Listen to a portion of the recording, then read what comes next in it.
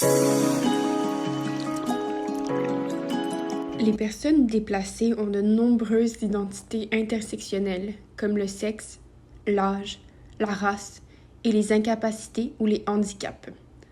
Certaines personnes réfugiées qui arrivent au Canada par la voie de la réinstallation vivent avec un handicap. Cette vidéo présente un aperçu de la manière dont les personnes réfugiées handicapées arrivent au Canada, ainsi que certains défis auxquels elles sont confrontées à leur arrivée.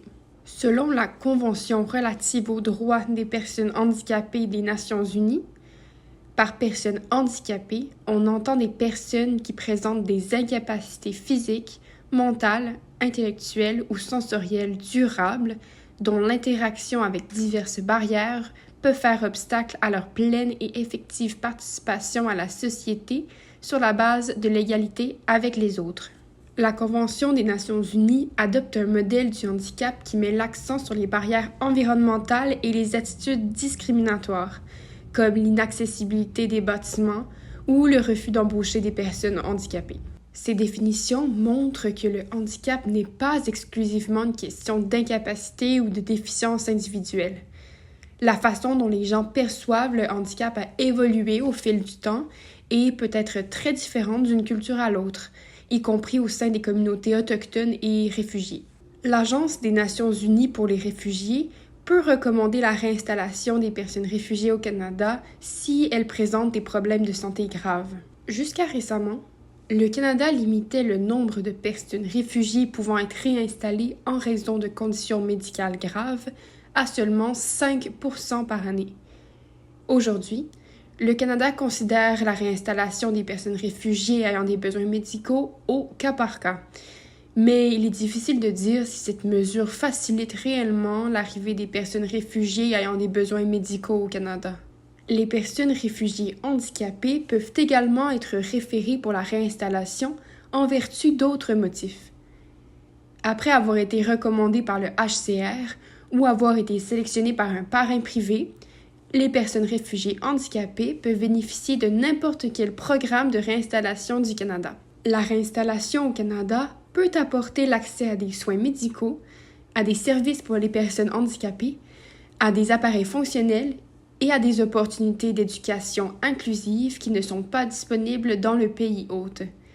Par exemple, une personne réfugiée ayant des besoins en matière de mobilité peut obtenir un fauteuil roulant motorisé pour la première fois au Canada.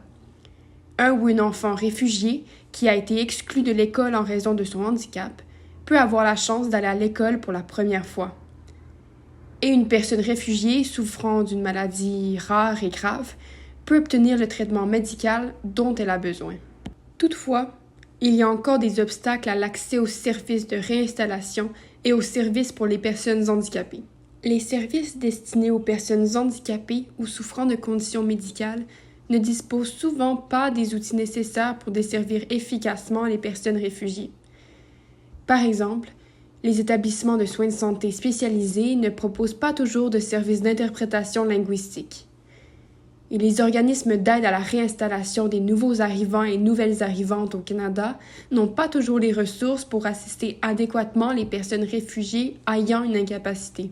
La stigmatisation et la discrimination sont également des problèmes récurrents. Les personnes réfugiées handicapées au Canada sont victimes de stigmatisation et de discrimination en raison à la fois de leur statut de réfugié et de leur handicap.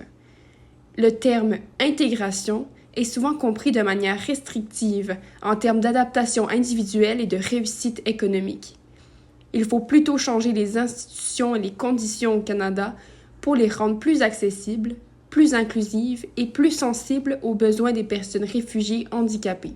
En revenant sur le modèle social du handicap et la Convention relative aux droits des personnes handicapées mentionnée au début de cette vidéo, il convient de se concentrer davantage sur la modification des conditions handicapantes dans la société au sens large, qu'il s'agisse de systèmes inaccessibles ou des attitudes discriminatoires.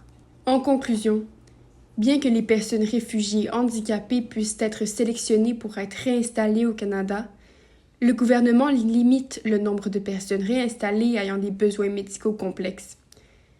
Une fois au Canada, Les personnes réinstallées peuvent avoir accès à des services spécialisés, mais des obstacles pour en bénéficier subsistent. Il faut faire davantage pour rendre ces services accessibles aux personnes réfugiées nouvellement arrivées et pour lutter contre la discrimination persistante à l'égard des personnes handicapées.